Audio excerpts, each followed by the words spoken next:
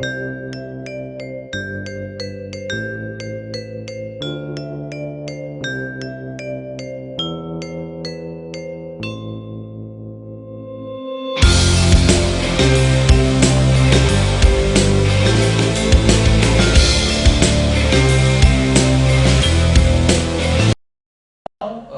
discussion will be on a very unique and very popular technology, which is a relatively new concept but rapidly growing.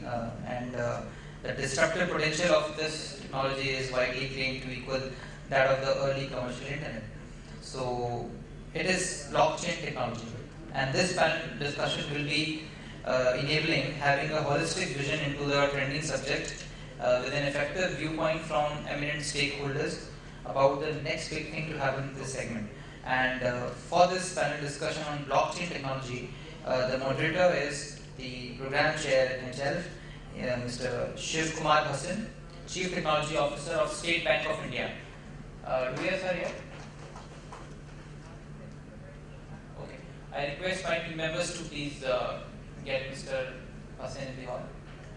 He will be moderating this session, and he is actually studying a lot about blockchain technology and was very interested in having a session here. Mr. Bhasin is here. Sir, we request you to join us on stage to moderate this session on blockchain technology. We have Mr. KRC Murthy, VP, Vice President, Chief Technology Officer of Deutsche Bank. A round of applause for our guest from Deutsche Bank. Mr. Sameer Jaini, Chief Technology Officer of DCB Bank. Mr. Sameer Jaini. A round of applause for Mr. Sameer Jaini. Mr. N. Rajendran, Chief Technology Officer of National Payments Corporation of India, NPCI. A round of applause for our speaker from NPCI. And one industry expert and a company which is doing actually a lot of good work in this blockchain technology, and we'll be glad to know more about this from them. Mr. Praveen Jayachandran, Research Scientist, IBM Research. A round of applause for Mr. Praveen Jayachandran, please. Can we have one more chair? And with this, over to you, sir.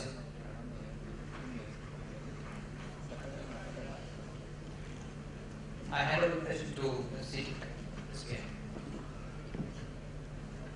Good afternoon, everyone. So, this is, I think, one of the key topics for the today's CTO summit, because most of the financial services industry is looking this at one of the very important topic, and sensationalizing it this at a very large canvas, and people are energized about using the blockchain technology for the various use cases. So we thought that it would be a good idea that we can brainstorm about this technology, what are the various opportunities and challenges we are facing or we would be facing by use of this technology.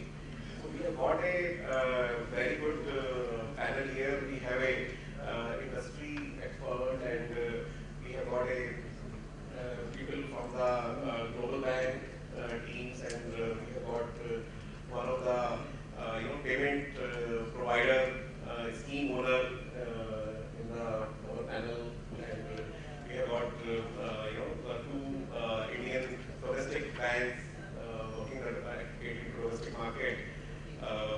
So looking at this, actually, I welcome all four of you, and I would like to first get ourselves educated by the concept, what is the blockchain.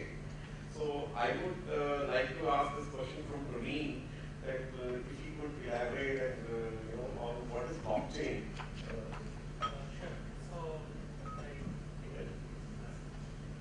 Sure. So thank you for inviting me here.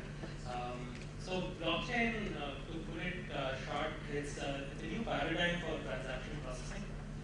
So today, in today's world, let's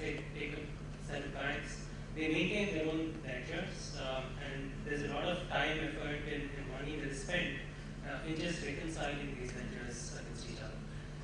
What blockchain promises is it brings together an ecosystem of participants and allows them to share data and processes in a secure manner. And all the reconciliation is done automatically through a process called consensus. So there's an automated process that runs in the background, and all the participants need to agree on what is a valid transaction, and once it's agreed that it's a valid transaction, it gets added onto the blockchain. And there are security properties built on top to ensure that these, whatever is added to the blockchain, they are immutable, so no individual entity can unilaterally change the contents of the ledger. And it's only through consensus, every party or a majority of the participants agreeing that this is the consistent set of records, that anything gets changed or added into the ledger. Right, so it's a collection of principles from computer science literature that comes together to ensure that you can now support a business network of participants who can share information, share processes in a very secure and transparent manner. So I think, do you think the idea about this can be done as a B2B, or do you think that there has to be some kind of an ecosystem prepared on using this technology? So I think both models are possible. I think it might even be dependent on the industry per se, and maybe even regulatory stipulations that come in the future. It's definitely possible that a consortium of participants get together and form their own blockchain network. It's also possible that there is a provider for the network and it's managed as a service on cloud, for instance. We just had a session on cloud. So all the many different models, operational models are possible with blockchain. And it will really be down to industry and both the business and the technical side coming together to figure out what model works best. So actually, I would like to take this opportunity now to discuss this with Mr. Murthy.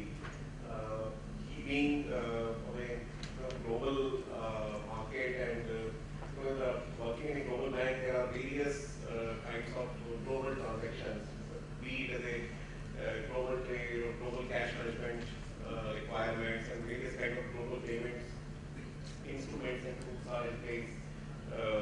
So what do you see that what would be the disruptive potential opportunities using this technology for the global bank like yours? I think global bank is one terminology, right? It really offers a real good value. I see this technology really bringing up a value in next 5 to 10 years, right? To mature, probably I'll give it, being a pessimistic, right, 10 years from now, right? It will really give a lot of transparency to the end customer and client, and between the banks also. The trust factor, if you really use this technology well, the trust factor, if it is there, and it will really pick up, right? So we have done a POC, right? We are out of the POC globally for our global transaction banking, as you rightly mentioned, sir, GTB, and then for various financial instruments, right? Post-trade settlements, and internally we have tested it for reducing the internal processes. It really reduces a lot of time when we actually use this technology. However, again, there are various challenges like the legal and regulatory aspects of it. Right? That really needs to be in place before we actually jump into the this technology. So that's how I look at it. But this really will definitely pick up. It's a matter of time, right? It will disrupt the way things are working right now. I feel it will really disrupt. Next big technology going to take over. Thank you, Murthy, and I think Mr. Rajendran, if you could elaborate that in the Indian context or in general for the financial services industry, what opportunities do you see? Same question from your perspective. See what first one thing which what is this blockchain promises to the community or the end users, and apart from the security, some profile parameters, and the a common agreements.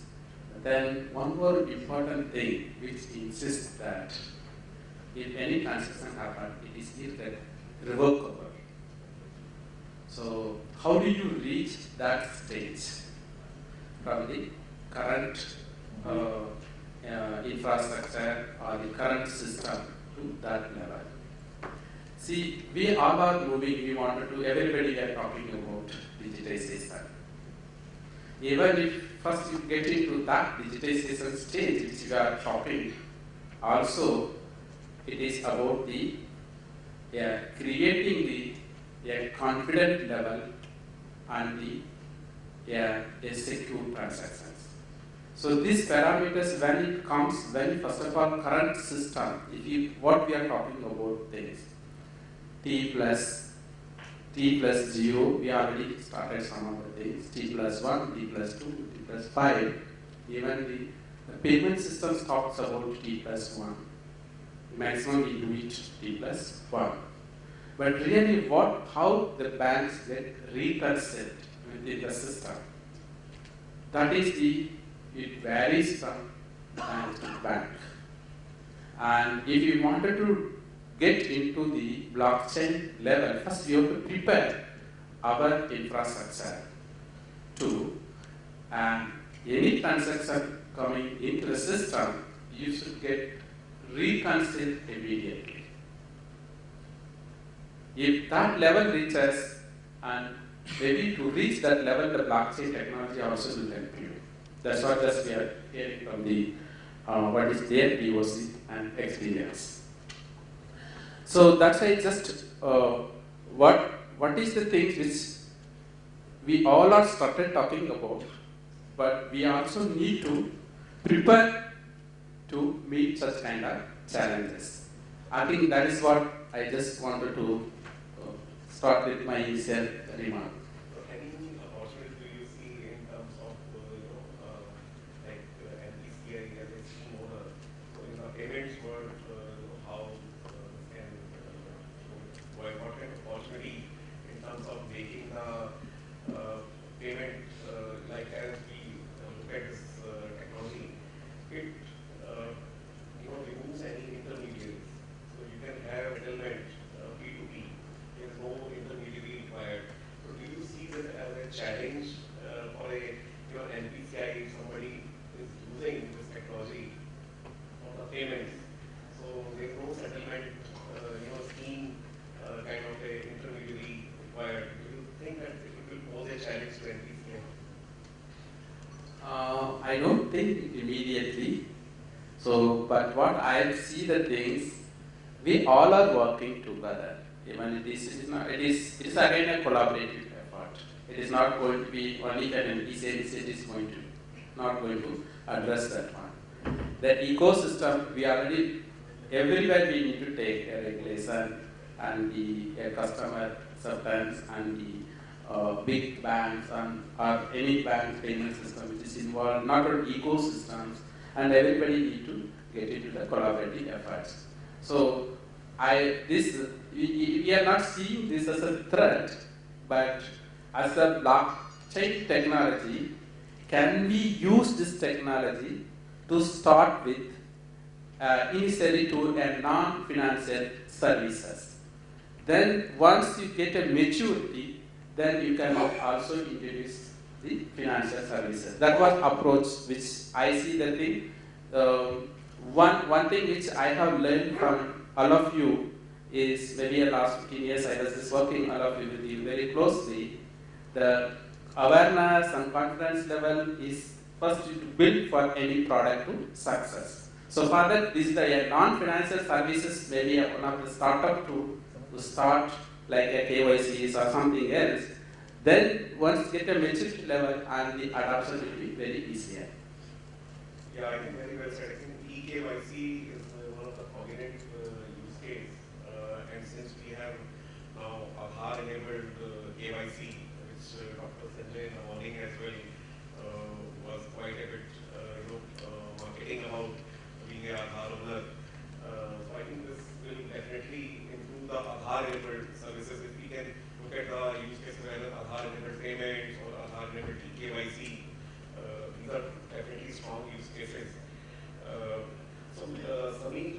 what do you think about, as we have been discussing about various opportunities, do you see that, to improve the profitability of small to medium-sized banks, this will improve to enhance your service levels to the customers, where intermediation is going to get over by leveraging this technology?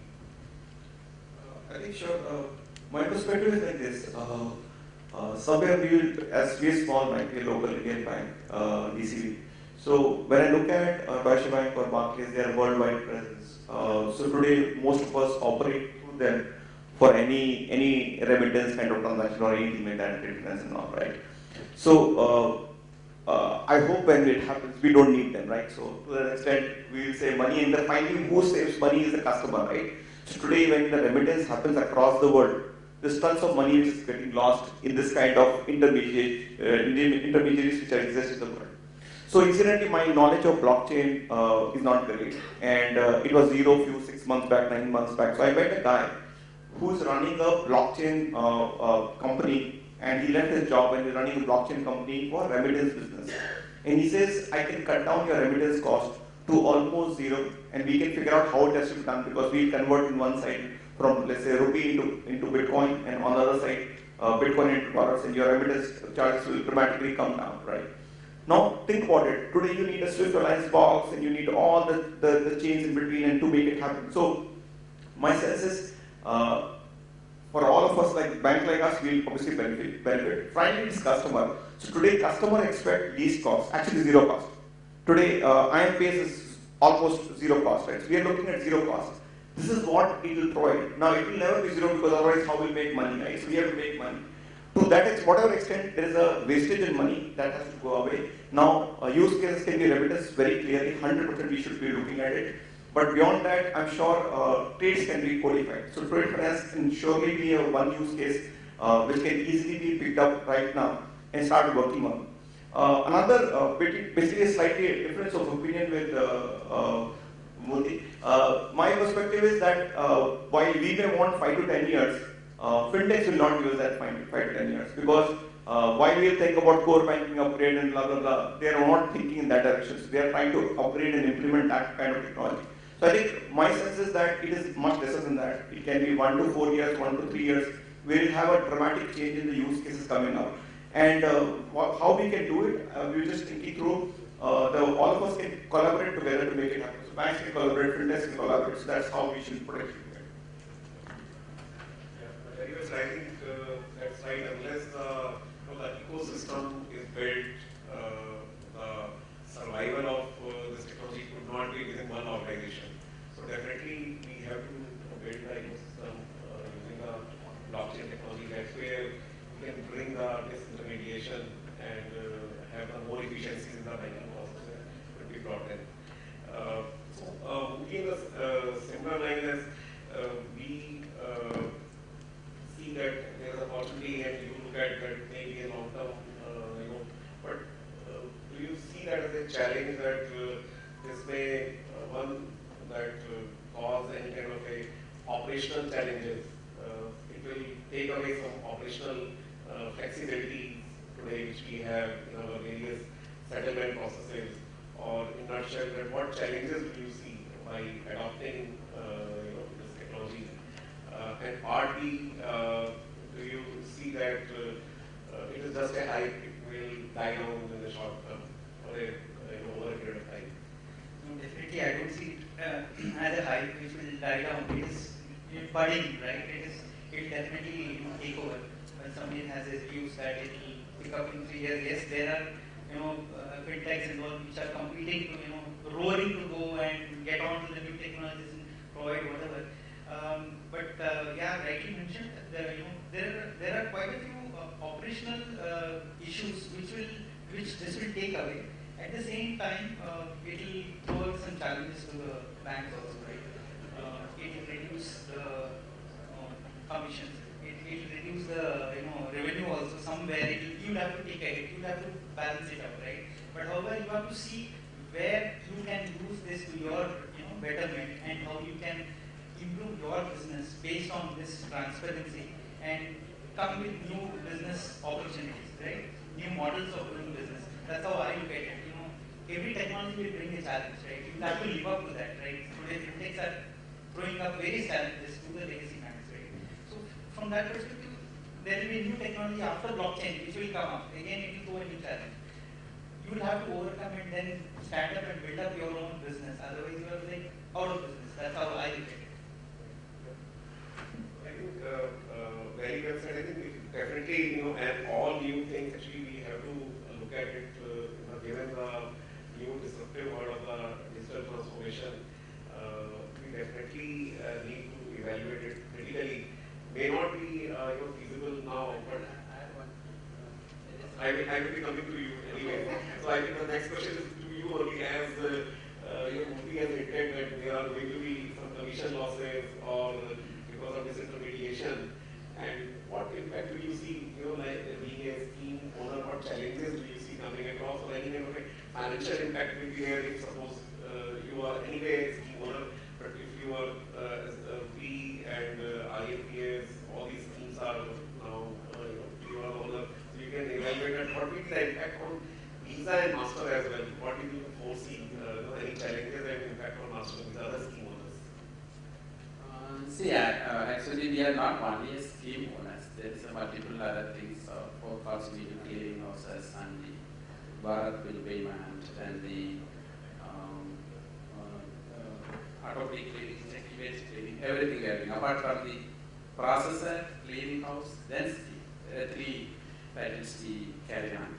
So before just getting into this, I'm very weak in computation of this business things. Okay, I don't know who is going to last, who is going to win. But one thing which I wanted to tell you, why don't the banks can use these blockchain technologies, the principles of the blockchain. Say that, suppose you say what if it guarantees that the transaction is reconciled 100%. Why don't we use that one? Because if you see the bank system, how many channels we have created. So all these entities are becoming a trusted entities in the system. Can we create a system where you can say one transaction entering the banking system, it is finally has a final value. So why don't explore to first adopting the technology to improve this one? Automatically, this will drive into the cryptocurrencies which over the blockchains we can introduce apart from the other applications. To answer your questions, I wanted to ask questions to you again back. 95%, we are talking maybe so many months, we are talking about it is happening on the physical cash or physical instrument. Who is going to fill up this gap? So that's why we don't see a competition to any schemes or anything. We are also doing to expand the market into unpaid market. So that's why we are telling even UPI coming in, Bharat payment coming in, all the things and all. We are maybe most of business might be talking about how to only get a share of 5% of electronic. That is not actual thing. We need to bring down the gap from the 95%, how much percentage every year you can bring down. But if you see that count, and if you see the things, how this blockchain can be, as a technology can be used. I'm not talking about the cryptocurrencies and that. When you come to the cryptocurrencies, maybe we coexist with some planners. Because something people wanted to do it overseas transaction, want to do online, something which may not be available, you may want to start it. So that way only I see there is no threat for anybody's and there is an enough opportunities to lot more players to play and create a system which will lead to a good digital economy. That is, makes sense that definitely we have to first become cashless economy, bringing large amount of cash transactions to the electronic transactions. That's not going to go away. But actually, who owned my cheese? Kind of again, the thing comes here that once the disintermediation requirement goes away by using a settlement technology which can be carried out P2P,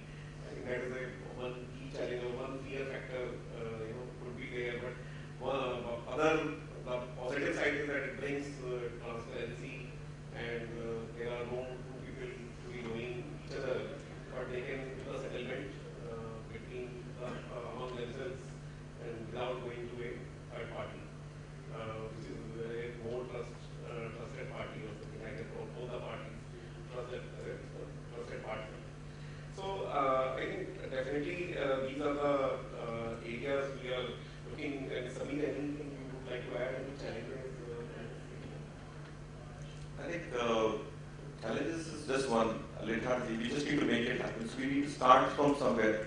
I don't think without putting our hands and feet into it and figuring out how it happens, anything will be able to figure out. I think what will happen in next 6 to 9 months, as far as I can see, maybe 20-30% of the guys who are on the banking side and fintech side will start experimenting with it. We will lose some money here and there to experiment out there. But I sense that by end of this year, we should be in a position when we come back in some sessions like that, you would have a good use case which has either failed miserably or we would have gone through. And then we will be able to say something more.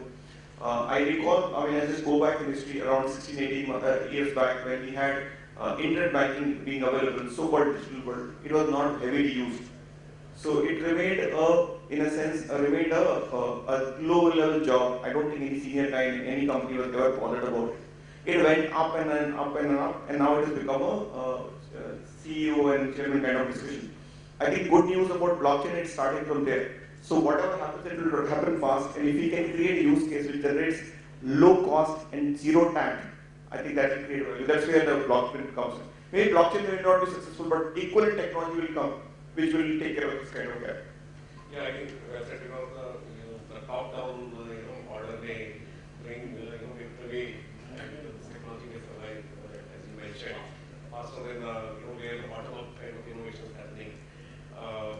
And I think some of the other use cases I was also looking at, we can have the cross-border payment scenario where the swift disintermediation could happen. So there is definitely a threat to the swift organization where two parties can carry out the cross-border transaction using blockchain.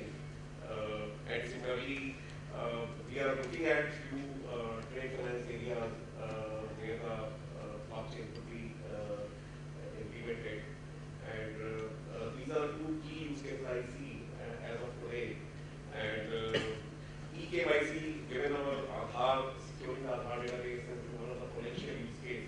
And as actually in the Gyan Sangam of the Prime Minister, which is the annual brainstorming session of the Indian BFSI IT industry and BFSI industry, where there was this year there was a thought presented that we should have a centralized KYC.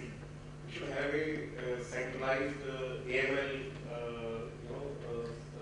infrastructure, rather than every bank investing onto the compliance IT as well as KYC IT. So all these compliance IT related components could be a centralized body could be created. So and then that pooled infrastructure could be used as a per transaction basis. The billing could be carried out, and there the better compliance could be achieved. Where the RK keeps coming up with the various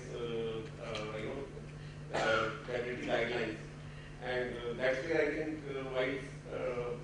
one of the security concerns was there. Today, most of the banks are not going for this kind of a technology or shared compliance infrastructure. How to protect the confidential data, because in all these regulatory checks, you have to go for sharing the customer or client data, and having the blockchain security, blockchain-based technology, which brings a secure architecture along on the transaction. I think that is another area we can leverage it for reducing the overall operational cost of the BFSI IT. And since we have a domain, actually, we thought that if we could elaborate on some of the use cases as well as larger other aspects of the blockchain which we have not covered so far. So have you got the demo? Could you actually enlighten us of the blockchain technology? Thank you.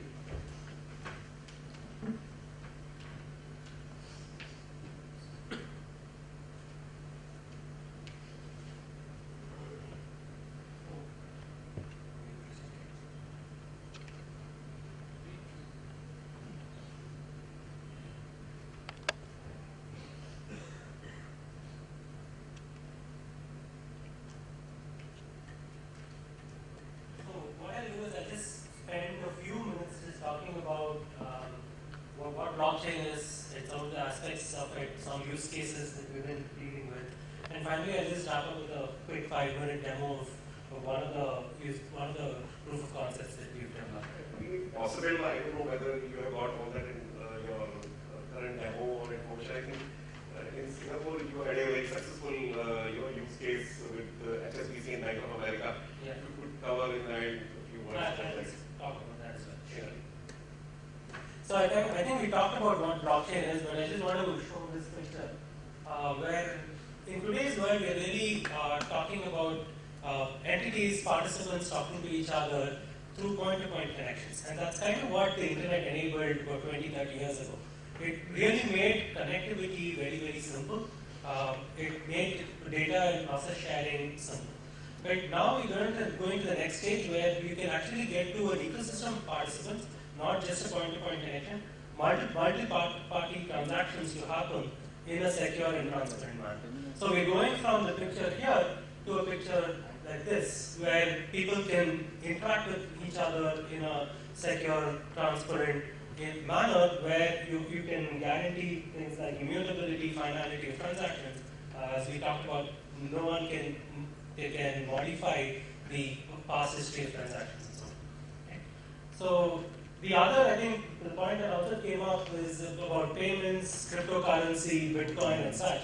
We also believe that while cryptocurrency is one use case of blockchain, the underlying technology itself is much more widely applicable to a lot of different enterprise use cases. So I'll talk about some of them and also give you a short demo on that. And some of the main aspects of what constitutes blockchain is, like I mentioned, a shared ledger amongst other parties that is managed through what we call is a process of consensus. So all the parties have to agree before a transaction is marked as valid and gets added to the ledger. And there is a layer of security and privacy that's built in to ensure that only legitimate users get access to the data. And there is a certain level of access control, so not everyone has visibility into what is happening in the ledger. Okay. And the final notion is of smart contracts. So these are actually, apart from being able to share data in a secure manner on blockchain, we're also able to share processes. And I'll show some examples of that. Right? So I'm going to skip through this and get to a quick demo.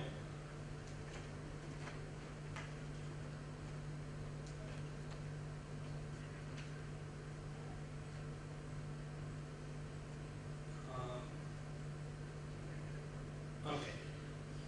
So this is actually this is an experiment actually that we did internally with some of our own partners. So IBM Global Financing is a channel financing arm of IBM. It does IT financing to a large number of customers. Some of the numbers are here. Right? We process about 2.9 million invoices a year, amounting to about $44 billion that's being financed every year. Right? So we work with about 4,000 suppliers and partners worldwide. And the model is actually fairly simple. It's like any supply chain finance model, right? There are partners and suppliers. So suppliers, let's say, they supply parts to a manufacturer, a partner, and IGF is now financing the supply chain. So when goods are getting transmitted from the supplier to the partner, we finance against the invoice. The invoice is discounted or it's a loan to the supplier, and the partner in turn pays IGF after a period of time. Let's say 45 days or 90 days. So that's a very simple supply chain financing model. There are many different kinds of financing models that IGF does, but we've just taken a simple invoice discounting model. And one of the problems that they face in the current system is that there are disputes that arise, right? Typically, the supplier comes in and says that their records say something about the invoice, whereas the IGF's records say something else. So there's just a discrepancy in noting the same piece of information. Once in IGF's records, and there's some other information in supplier's record, and there's some discount. And IGF handles about 25,000 disputes a year, and typically that takes about So that takes about almost 25 to 30 days on average for resolving any dispute. So a lot of this the dispute resolution is highly manual in nature. So they really need to dig through records to find out where exactly the dispute is and so on. And in that process, what ends up happening is there's a lot of capital that gets tied up in these disputes. So about $100 million at any point of time is tied up. So that's a significant loss of capital. And it's also a loss of manpower, cost, and time for all the participants involved. So one of the things that we look to do is map this process, like as a smart contract running on top of blockchain. And the idea is that you want to ensure that everyone sees a consistent record of what is going on. They have a transparent view of things, and it's also secure at the same time. So I'm just going to skip through in the interest of time. So this is a high-level view of all the partners and suppliers we've onboarded, and a view of where they're geographically located. And we're going to pick one partner, one supplier, and look at their transactions in a given month. Okay? So this is just a high-level dashboard. And we see that in this example, there are 17 transactions that are happening between a particular partner and supplier. And what blockchain records is every transaction that happens in this contract. Okay? So it records the fact that the order was placed, a transaction approval request was placed, whether the request was approved or rejected, whether the shipment was actually received, the invoice being generated, and that invoice being transferred to the three parties here, IGF, partner, and supplier. The proof of delivery, and the payment that's actually due, a notification is sent that a payment is due, and the actual payment being received. Right? And in the process, we just show a couple of disputes here in yellow. And let's say here, the partner complains that they really didn't see the delivery at all.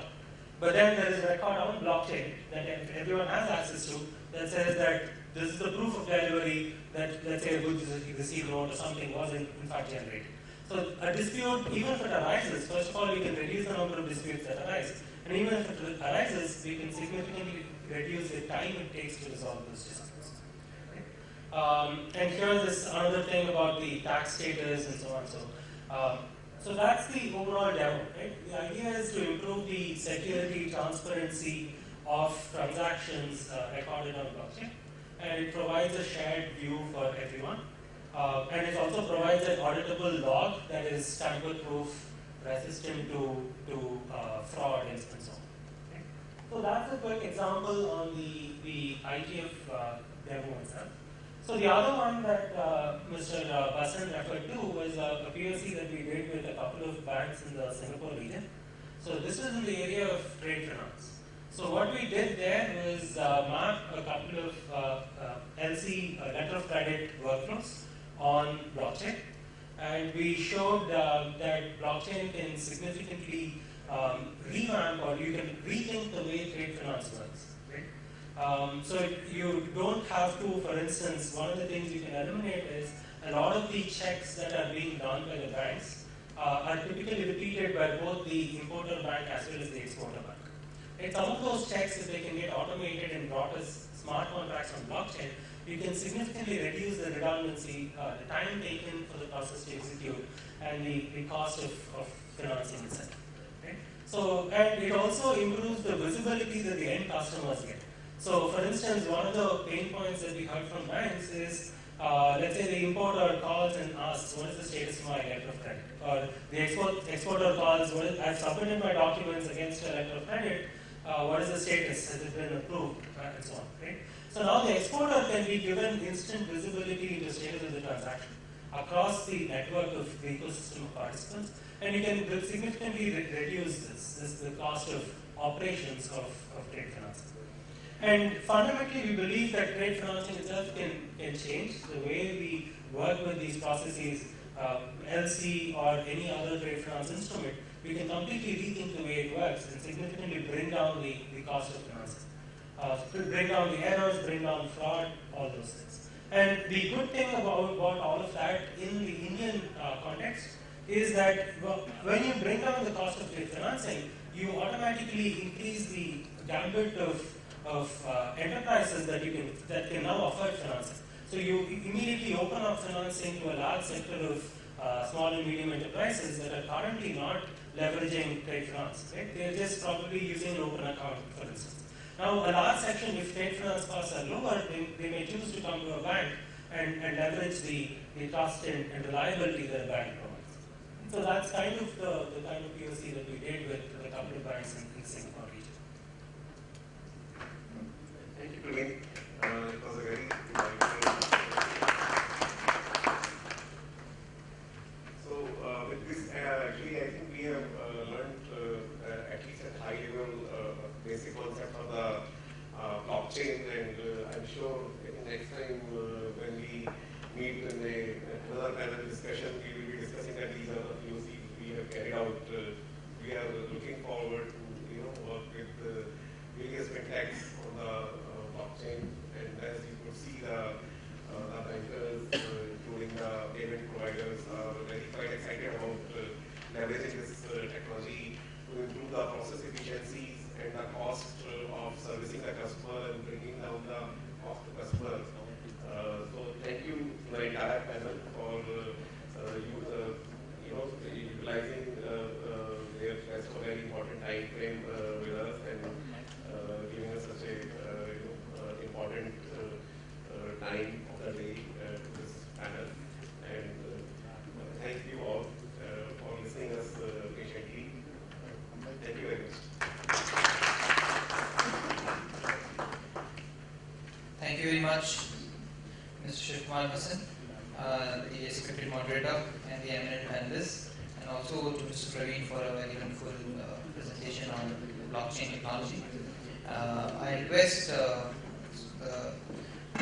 program chair and the moderator, Shri Shiv Bhasin, to kindly present mementos to our eminent panelists of this session on a very new concept and new technology, blockchain. And to start with Mr. TRC Murthy, VP and CTO of Deutsche Bank. Round of applause for TRC Murthy. Mr. Samir Jaini, Chief Technology Officer of DCB Bank.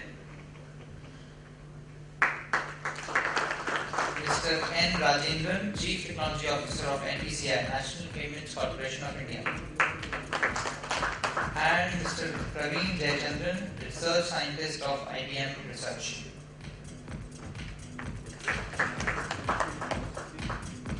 I request for a group photo, and before that, I request Praveen Jayachandran to kindly present a memento to Shiv Bhasin, CTO of SBI. Mr. Praveen Jayachandran, please. Round of applause for our panelists and moderator for this session. A group photo is requested with mementos, please. With the